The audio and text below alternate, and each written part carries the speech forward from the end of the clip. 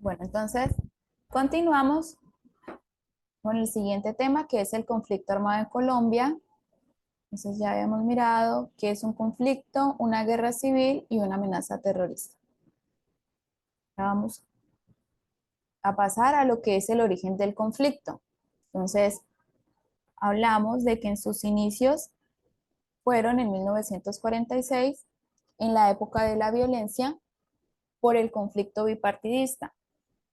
Entonces hablamos de que el expresidente Laureano Gómez permitió un bandolerismo entre liberales y conservadores.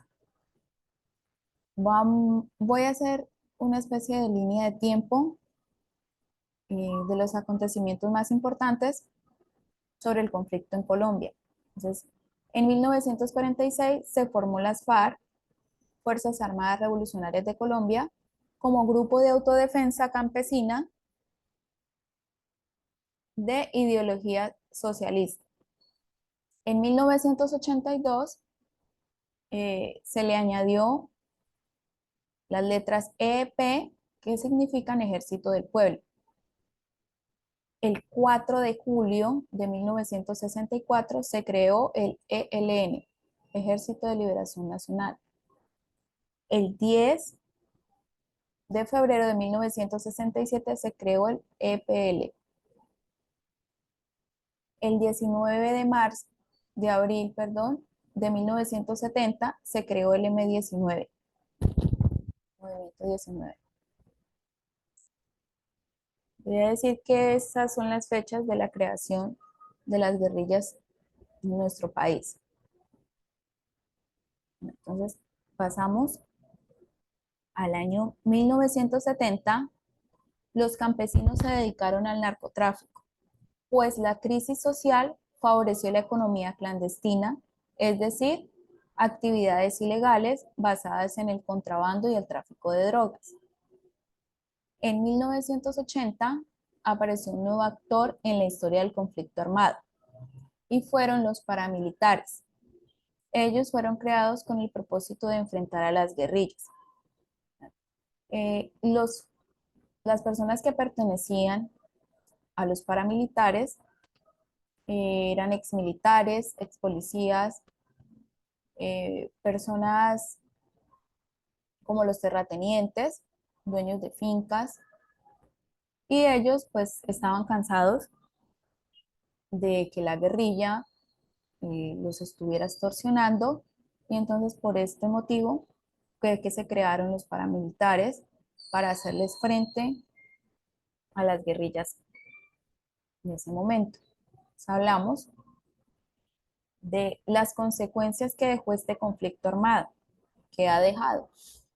Entonces acá observamos en la primera imagen que ha dejado muchos muertos. En la segunda observamos secuestrados. En la tercera, personas discapacitadas por las minas. En la cuarta podemos observar una persona en silla de ruedas, un discapacitado lisiado. En la quinta podemos observar el reclutamiento forzado de menores de edad. En la siguiente podemos observar el narcotráfico. En la séptima imagen podemos observar que le han hecho daño también al medio ambiente. En el último podemos ver desplazamiento. Y en la última imagen está hablando de la imagen que tienen las personas en el mundo sobre Colombia. Tienen una imagen de que en Colombia eh, solo son guerrilleros y solo hay narcotráfico. Entonces, hay una imagen que no es de nuestro país. Entonces, estas son las principales consecuencias del conflicto en nuestro país. Entonces, vamos a ver algunos intentos de paz. Entonces, cuando se habla de algunos intentos de paz, son los presidentes que quisieron o que llegaron de pronto a tener algún diálogo con estos grupos armados. Entonces, hablamos que en 1986 el expresidente Virgilio Barco firmó un acuerdo de paz con el M-19 y el EPL. Intentó hacerlo con las FARC, pero no fue posible.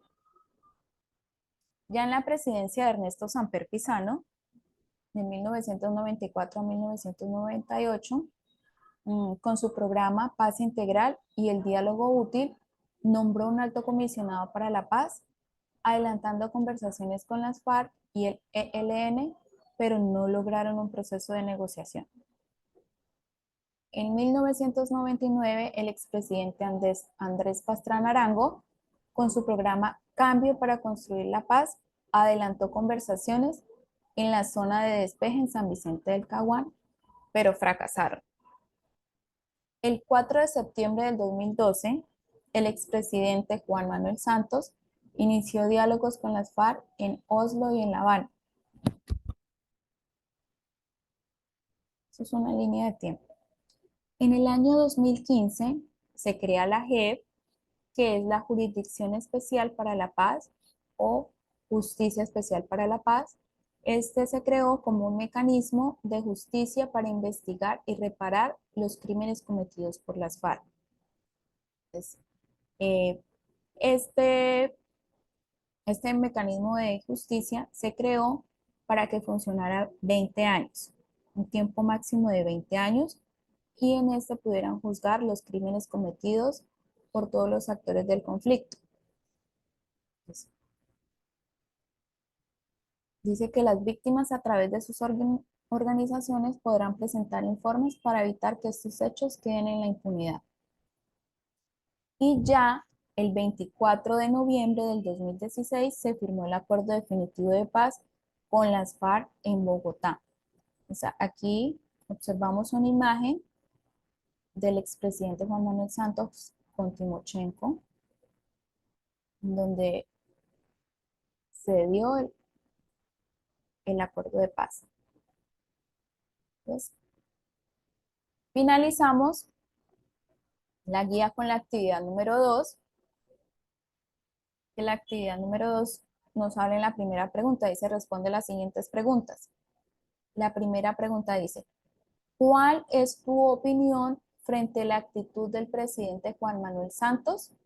Bueno, entonces, está hablando de la opinión personal de cada uno. Entonces, ¿cuál es la actitud del presidente Juan Manuel Santos? En la guía, en la página 8,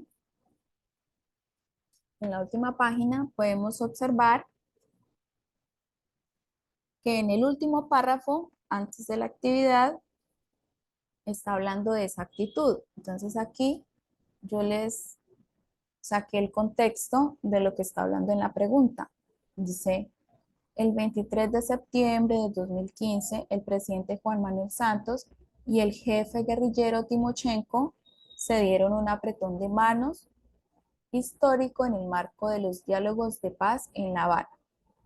Entonces acá, esta es la actitud de la cual les están preguntando, dice, respondiendo a este hecho durante una entrevista que concedió a la agencia Reuters en Nueva York, el presidente afirmó, abre comillas, cualquier guerra es una fábrica de víctimas y tenemos que parar eso ya. En Colombia ya tenemos más de 7 millones de víctimas, cierra comillas. Nuevamente abre comillas. Estoy convencido de que esta vez la FARC sí quiere la paz y vamos a lograr ese fin juntos. Cierra comillas y nuevamente abre comillas.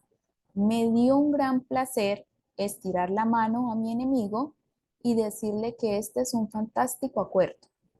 Me sorprendió lo cordial que fue. Hubo empatía en el sentido de que ahora estamos trabajando para que el proceso salga adelante. Bueno, entonces, aquí dice que ustedes qué opinan frente a esta actitud. Entonces, aquí es la opinión de cada uno de lo que ustedes piensan acerca de esto. Y ya para la pregunta 2 y 3, dice consulta acerca de lo que es la JEP y realiza un escrito crítico y reflexivo sobre esta.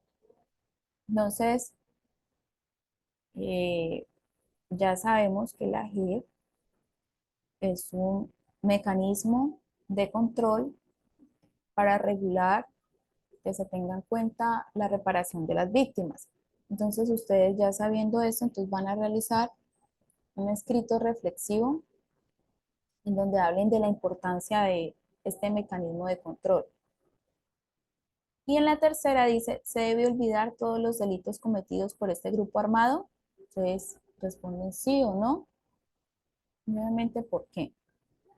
En la cuarta dice, ¿crees que únicamente en espacios de perdón y reconciliación se puede obtener la verdadera paz? Entonces, ustedes responden sí o no y obviamente justifican la respuesta. ¿Por qué? El- estas preguntas son de manera personal, entonces no podría responderlas, pues porque cada uno tiene su opinión diferente. Entonces, ya con esto podríamos decir que hemos terminado la guía de aprendizaje número 1 para el mes de julio. Entonces, ya podemos finalizar la clase. Muchas gracias por haberse conectado. Entonces, ya podemos finalizar.